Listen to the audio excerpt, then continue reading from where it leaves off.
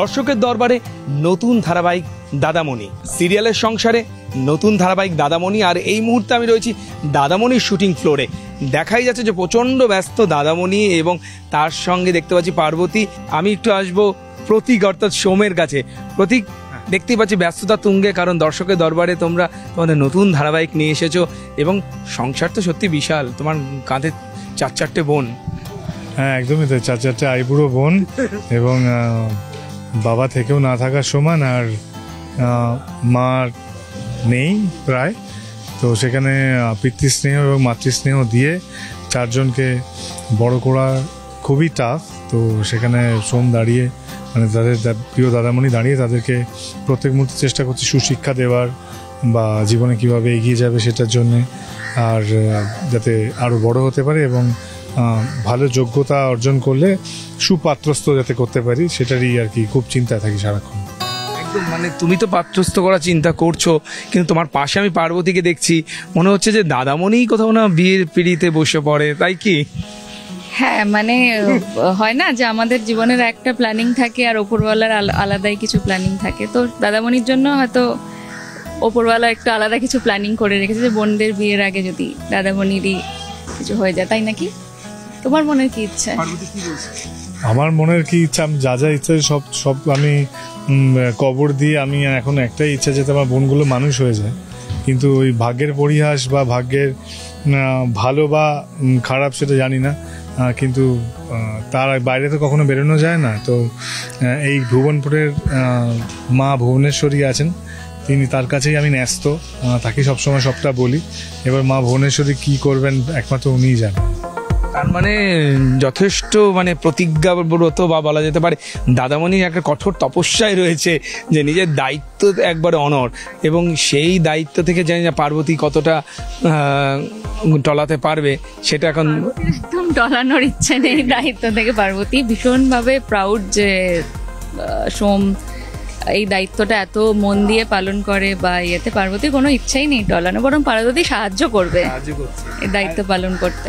পার্বতী তো আমরা দেখতে পাচ্ছি যে পেশায় চিকিৎসক এবং সোম একেবারে মুদিওয়ালা, সেখানে একটা কোথাও মনে হচ্ছে যে জার্ক হচ্ছে।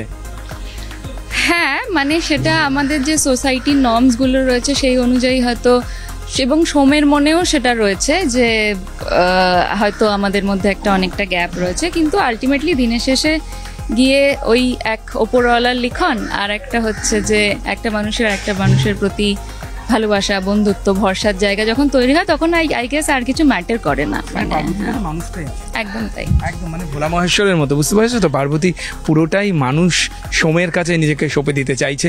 তুমি কি বলবে? এবং তুমি তো দায়িত্ব রয়েছে পার্বতীর ভালো লাগা, পার্বতীর তোমার প্রতি একটা সাহায্য বা সহানুভূতি, যেটা বলো না কোঅপারেশন রয়েছে, তো সবটা মিলিয়ে তো মনে হচ্ছে একটা খুব স্টেবল জায়গাতেই রয়েছে। হ্যাঁ, স্টেবল জায়গাতে রয়েছে, আবার আনস্টেবল জায়গাও আছে। শুধু পার্বতীর পছন্দ বা সোমের পছন্দ দিতে সবটা নয়।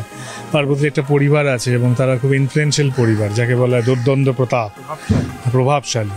তো সেই প্রভাবশালী পরিবার তাতে রাজি থাকবে কিনা, সোমের ইচ্ছে হলেই সেটা সম্ভব হবে কিনা, আর তার বোনেদের কতটা সাহায্য থাকবে সেই ক্ষেত্রে, সোম আদৌ এই সমস্ত রিলেশনগুলোকে ঠিকভাবে মেনটেন করতে পারবে কিনা, সম্পর্কগুলোকে, বিভিন্ন ক্ষেত্রগুলো তো আলাদা, সেই লড়াইটা তো ডেফিনেটলি আছে। সেটা কীভাবে লড়ছি আমি, পার্বতী, আমার বোনেরা সবাই মিলে, সেটার জন্যেই একমাত্র চোখ রাখতে হবে সন্ধ্যে 8:30টায় জি বাংলার পর্দায়। একদম। এবং বোনেরা কি খুব বাধ্য? বোনেরা আমি দেখতে পাচ্ছি আশপাশে বোনেরা চলে এসেছে শুটিংয়ের মাঝে, মানে অফস্ক্রিন আড্ডাতেও যদি যাই বোনদের পেয়ে গেছি, বোনদের কারো প্যাক আপ হয়ে গেছে, কেউ লুকে রয়েছে। বোনরা কি এমনি কেমন চিত্রনাট্য দাবি মেনে কি তারা কি বাধ্য, দাদার বাধ্য?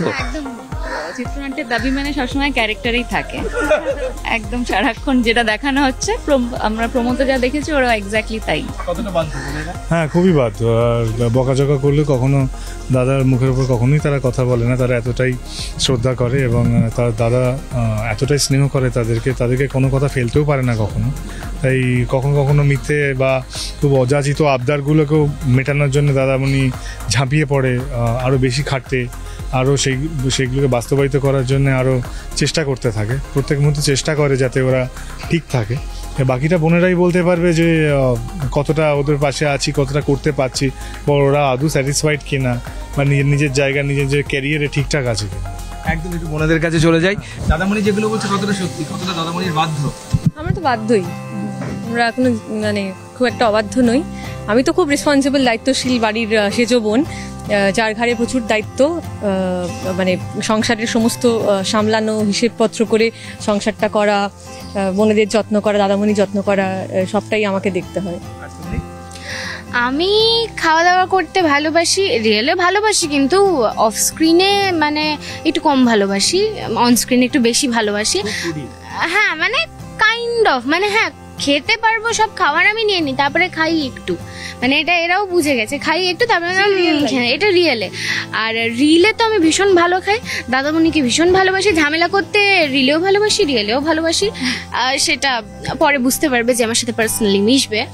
আর ঘুমাতে ভালোবাসি, ঝামেলা করতে ভালোবাসি, খেতে ভালোবাসি, ঘুমাতে ভালোবাসি। হ্যাঁ দাদামণিকে সব থেকে বেশি আমি ভালোবাসি, কারণ দাদামণি ছাড়া আমাদের 4 বোনেরই কেউ নেই, স্পেশালি ওর তো কেউই নেই, কারণ আমি তো ওকে ভাবিই না নিজের বোনের মতন, যাচ্ছা তাই ভাবে ওর সাথে বিহেভ করি, সেটা অফ অনেক স্ক্রিনে। ভালোবাসা রয়েছে, বাট একটাই খারাপ লাগে, সেটা তুমি। ছোট বোন কি বলবে দাদামণিকে নিয়ে? দাদামণির তো আমি ভীষণই বাধ্য, দাদামণিকে ভয়ও সেরকমই পাই। আর কিছু কিছু আবদার আছে যেগুলো দিদিরা করতে পারে না, সেগুলো আমাকে দিয়ে করিয়ে নেয়। তাছাড়া আমি যা চাই দাদামণি তো মানে মুখ থেকে মানে বলার আগে বেরিয়ে যায়, মানে দিয়ে চলে যায়, দিয়ে দেয়। হ্যাঁ হ্যাঁ হ্যাঁ ওটাই। কি সেজো বোন? আমি বড় বোন, আমি সব থেকে বড় বোন। বুঝতে পারছি, ব্যাকআপ হয়ে গেছে, বড় বোন একেবারে এখন নিজের লুকে চলে এসছে, উজানির লুকে একদম। তো বড় দায়িত্ব নাকি? না, বড় বোনের হ্যাঁ দায়িত্ব তো অনেকটা আছে, কিন্তু বাড়ির মোস্ট অফ দ্য ফিনান্সিয়াল দায়িত্ব হচ্ছে পালন করে সেজ বোন। কিন্তু আমার যেটা সব থেকে বড় দায়িত্ব এবং স্বপ্ন, সেটা হলো একটা নিজের স্কুল করা এবং এডুকেশন দেওয়া, যাদের কাছে সামর্থ্য নেই এডুকেটেড হওয়ার মতো, তা বিনা পয়সায় তাদের কাছে এডুকেশনটা পৌঁছে দেওয়া। তো এটাই হলো আমার একমাত্র স্বপ্ন। আর এখন আমি একটা স্কুলে পড়াই এবং সেখানে বাংলা পড়াই আমি। তাহলে সবাই মিলে একসঙ্গে বলা হোক, দেখতে হবে টিভির পর্দায় কি?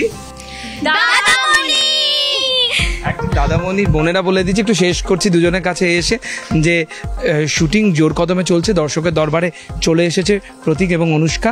তোমাদের কি দাবি রয়েছে এবং তোমরা কতটা এনজয় করছো এই ফ্লোরটা, যদি অফ স্ক্রিন আড্ডা এসে বলি? খুবই এনজয় করছি, ভালো লাগছে করতে, সবাই কত সুন্দরভাবে কাজ করছে, নিষ্ঠা করে কাজ করছে।